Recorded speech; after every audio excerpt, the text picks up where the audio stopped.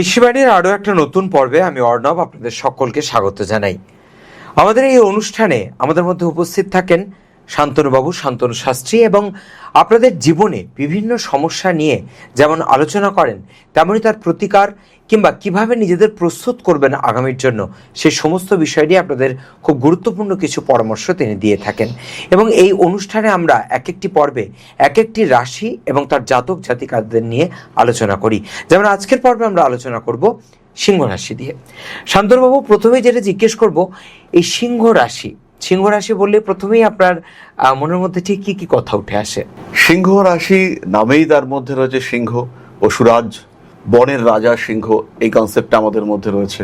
Huge leadership quality, strong strict personality, যাকে দেখে মনে হয় ওয়াও। যেমন আমাদের ভারতবর্ষের প্রধানমন্ত্রী নরেন্দ্র মোদী, তাকে দেখলেই মনে হয় যে একটা 56 ইঞ্চির সিংহ যাত্রা শুরু করেছে। এই যে ফিলিংসটা আমরা কিন্তু সিংহ রাশি বা লগ্নের মানুষদের থেকে পাই। যদি রাশি বা লগ্ন ভীষণভাবে ডিস্টার্বড না হয়, সেই ক্ষেত্রে সিংহ তার কিন্তু একটা আলাদা কনসেপ্ট থাকে। সিংহের গতি, সিংহের মুভমেন্ট, তার কথা বলার ধরন, তার ধৈর্য, তার স্থৈর্য, তার সবচেয়ে বড় কথা তেজ। সিংহের তেজ ডিফারেন্ট।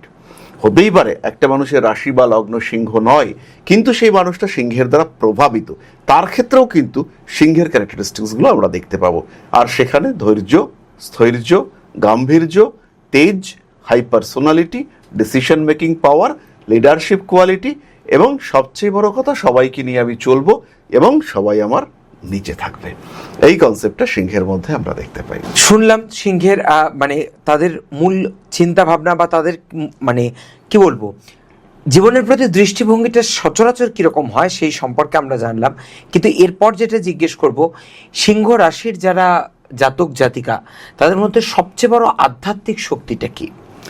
প্রথমেই বলি, সিংহ রাশির মধ্যে আমরা একটা অন্যরকম আধ্যাত্মিকতা দেখতে পাই। চট করে তার যে বিশ্বাস পরিবর্তিত হয় তা নয়।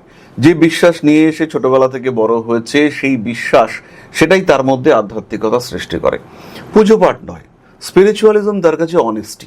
আধ্যাত্মিকতা সে প্রকৃতি পূজনের মধ্য দিয়ে অনুভব করে। আধ্যাত্মিকতা তার সঙ্গে যারা রয়েছে তাদের যত্ন নেওয়ার মধ্যে সে ফিল করে। তার কাছে কর্তব্যই শেষ কথা, এবং কর্ম সেই বিষয়টাই তার কাছে আলটিমেট। সিংহ রাশি বা সিংহ লগ্নের মানুষ তারা যে পুজো পাঠ করেন বা পুজো পাঠের মধ্যে নিজেকে ইনভলভড করেন, সেখানেও কিন্তু তারা কর্মকেই গুরুত্ব দিয়ে থাকেন, এবং তার কাছে পুজো পাঠ একটা অত্যাবশ্যকীয় কর্ম, তাই তিনি ওটা করেন। এখান থেকে তিনি যে সরাসরি স্পিরিচুয়াল ফিল্ডের সঙ্গে কমিউনিকেট করার চেষ্টা করেন তা কিন্তু নয়। মেডিটেশন বা ধ্যান বা সাধনা, তার পরিবর্তে স্টেপে স্টেপে কাজগুলো করতে হবে। পারফরমেন্স, আমাকে এই ভগবানকে স্নান করাতে হবে, তারপরে জল দিতে হবে, তারপরে পুজো করতে হবে, এই 4টে মন্ত্র পাঠ করতে হবে, এটা আমার কর্তব্য। কিন্তু এই মন্ত্র পাঠের মাধ্যমে আমি যে পরব্রহ্মের সঙ্গে কমিউনিকেট করব, এইটা তিনি অত বেশি প্রয়োজন অনুভব করেন না বা করতে পারেন না। কিন্তু তার আধ্যাত্মিকতা হচ্ছে তার অনেস্টির মধ্যে। তিনি মিথ্যা কথা বলবেন না, মিথ্যা কথা বলার তার প্রয়োজনীয়তাই নেই। তিনি স্ট্রেট ফরওয়ার্ড, সরাসরি আমি এটা করছি, আমি তোমাকে দেখে রাখবো, এর মধ্যে কোনো ভেজাল নেই। এই ক্ষেত্রটিতে এইভাবে আমরা তার আধ্যাত্মিকতার প্রকাশ পাই। তারা ধার্মিক, চরম ধার্মিক, তাদের পুজো পাঠে নিষ্ঠার কোনো অভাব নেই, কিন্তু সেটা তাদের আধ্যাত্মিকতার প্রকাশ নয়। তার চরিত্র, তার রিজিডিটি, স্ট্রিক্টনেস, যে তার দীপ্ত চরিত্র, সেটা তার আধ্যাত্মিকতার প্রকাশ। এবং তার আধ্যাত্মিকতা তার মূল্যবোধে, তার ভ্যালু সিস্টেমে, তার এডুকেশনে, তার প্রচেষ্টায়, তার ভালোবাসায়, তার ডেডিকেশনে, সেখানে সিংহের আধ্যাত্মিকতা। এই যে আমরা শুনলাম সিংহ রাশির যারা জাতক জাতিকা, তাদের মধ্যে একটা মারাত্মক ডেডিকেশন, কাজে এগিয়ে যাওয়া, কাজের প্রতি নিষ্ঠা, এই সমস্ত কিছু কোথাও একটা তাদের মধ্যে অহংবোধ বা অহংকারের জন্ম দেয়। সিংহ রাশির জাতক জাতিকাদের সে অহংকারকে কিভাবে আধ্যাত্মিক শক্তিতে রূপান্তরিত করা যায়? সিংহ রাশি বা লগ্নের মানুষ অহংকারী। অহংকার তাদের সম্পদ, এবং তাদের যে অ্যাটিটিউড, তাদের যে বিহেভিয়ার, এটাই তাদের সম্পত্তি। মানুষ তাদেরকে দেখে শিখবে। কাকে দেখে শিখবে? যার মধ্যে তাকে আলাদা করে ডিস্টিংগুইশ করবার, ডিফারেন্সিয়েট করবার ক্ষমতা আছে। এটা তার গর্বের বিষয়। এরপরে যদি আধ্যাত্মিকতাকে সিংহের মধ্যে ইনডিউস করা যায়, তিনি যদি তার ক্ষমতাকে উপলব্ধি করতে পারেন, সিংহ রাশি বা লগ্নের মানুষদের মধ্যে তুমি দেখবে একটা ধারণা আছে যে আমি যেটা করেছি সেটাই ফাইনাল, আমি ভুল করতেই পারি না। এই কনসেপ্টটা থেকে যদি একটু আলাদা কনসেপ্টে আমরা যাই, ঈশ্বর আমাকে দিয়ে ভুল করাতে পারেন না, ঈশ্বর আমার মাধ্যমে কাজটা করিয়ে নিচ্ছেন, আমি রাজা কারণ সুপ্রিম অথরিটি ভগবান ঈশ্বর তিনি চেয়েছেন যে আমি রাজা হই। এই কনসেপ্টটা যেদিন সিংহ রাশি বা লগ্নের মানুষরা গ্রহণ করতে পারবেন, সেদিন তার মনের মধ্যে আর অহং সত্তা, আমার চিন্তা, আমি শ্রেষ্ঠ, এই অনুভূতিটা সরে যাবে।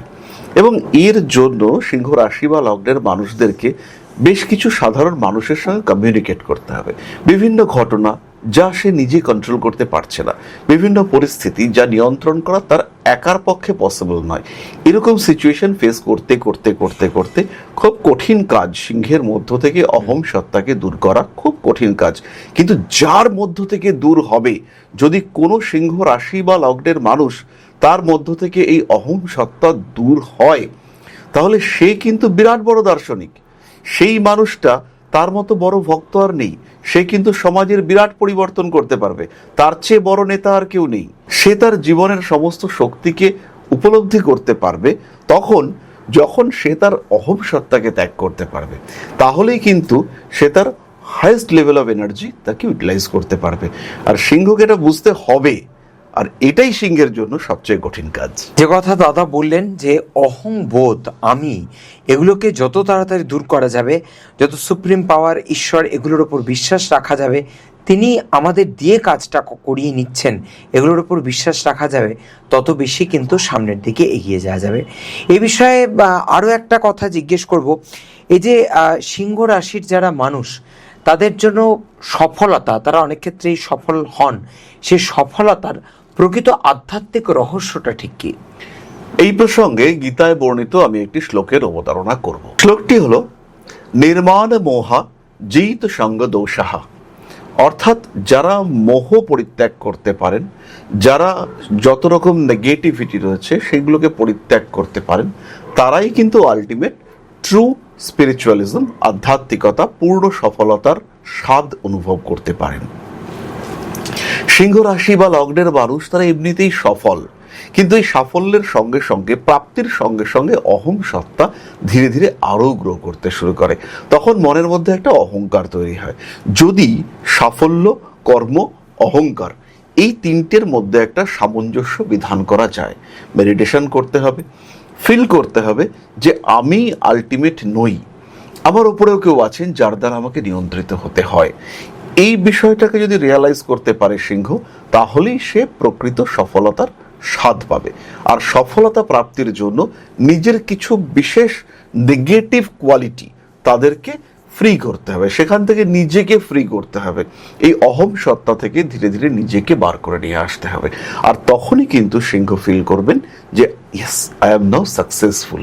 আর মজার বিষয় হলো, যেই মুহূর্তে সিংহ এই অহং সত্তা থেকে বেরিয়ে আসবেন, তখন তার সামনে পুরো দুনিয়া উন্মুক্ত, তখন তার জীবনে রয়েছে বিশুদ্ধ কর্ম, তখন তিনি খেটে যাবেন, তখন সাফল্য ব্যর্থতা তার কাছে আর গুরুত্ব রাখে না, তখন সে সম্পূর্ণ কার্মিক, সে তখন খেটে চলেছে। একটা এক্সাম্পল দেব, আমার চেনা এক ভদ্রলোক, তিনি একটি স্কুল খুলবেন। তো স্কুল খোলার আগে পর্যন্ত তার জীবন একরকম ছিল, যেই মুহূর্তে স্কুল খুললেন তিনি, তখন তার মধ্যে আরেকটা স্কুল খুলবো, আরেকটা স্কুল খুলবো, আরেকটা স্কুল খুলবো, এই যে মানসিকতা। প্রথমে তার মনের মধ্যে একটা চিন্তা ছিল যে আমি একটা স্কুল স্টার্ট করব, একটা স্কুলকে নিয়ে চালাবো। কিন্তু যেই মুহূর্তে স্কুলটা স্টার্ট হলো, তিনি যখন রিয়েলিটিকে ফিল করলেন, তিনি উপলব্ধি করলেন যে এই ব্যাপারটা করার ক্ষমতা আমার মধ্যে রয়েছে, তখন তিনি কিন্তু একের পর এক স্কুল চালু করতে শুরু করলেন। এবং এই যে নতুন আরও বড় হব, আরও বড় হব, আরও বড় হব, এবং আমার জীবন হবে পুরো কর্মময়, এই কর্মময় সত্তাকে উপলব্ধি করা, সেটা কিন্তু সিংহ সেই সঙ্গে সঙ্গে করতে পারবে। তখন সিংহ আর থামছেন না, তখন তার কাজই হচ্ছে এখানে যেমন শিক্ষার সম্প্রসার, কোনো না কোনো একটা বিশেষ উদ্দেশ্য, সেটাকে নিয়েই সিংহ এগিয়ে চলেছেন। আর সেটাই কিন্তু তাকে সাকসেসফুল তিনি, কিন্তু তার মনের মধ্যে সাফল্যের সন্তুষ্টি নেই, তিনি আরও এগিয়ে চলেছেন। এরকম একটা অদ্ভুত মেন্টাল কন্ডিশন দিয়ে দেবেন, তিনি ফিল করবেন যে what is my purpose of life, তখন তিনি এগিয়ে চলবেন। তাই প্রপার গাইড এটা সিংহ রাশি বা লগ্নের মানুষদের জন্য দরকার। আর এই গাইড তাকে অ্যাকসেপ্ট করতে পারলেই সিংহ রাশি বা লগ্নের মানুষ তারা একটা বেটার লাইফ প্রাপ্ত হবেন। ভালো থাকাটা টাফ নয়, কিন্তু ভালো থাকার রাস্তা খুঁজে পাওয়া, সিংহের জন্য প্রপার ওয়েতে বেঁচে থাকার পথ খুঁজে পাওয়া সত্যি টাফ। নিজেদের প্রতি অতিরিক্ত আত্মবিশ্বাস এটা সিংহকে ডিস্টার্ব করিয়ে দেয়। তারা নিজেদের ভুল বুঝতে পারেন না, তাই বারবার সেই একই ভুল তারা করে ফেলেন। এখান থেকে বেরিয়ে আসতে হবে, ভালো থাকার রাস্তা খুঁজে বার করতে হবে, আর সেই কাজটা যিনি করবেন তিনিই গুরু। খুব গুরুত্বপূর্ণ কথা আজকে কিছু আলোচনা হলো। ভালো থাকাটা টাফ নয়, ভালো থাকার পথটা খুঁজে বের করাটা টাফ। একটু ধৈর্য ধরে মনঃসংযোগ দিয়ে সেটাকে খুঁজে বের করতে হবে। আমরা আবারও পরবর্তী পর্বে অন্য কোনো রাশি নিয়ে, অন্য কোনো বিষয় নিয়ে আলোচনা করব। ভালো থাকবেন সবাই, নমস্কার। নমস্কার, জয় মা আদিশক্তি।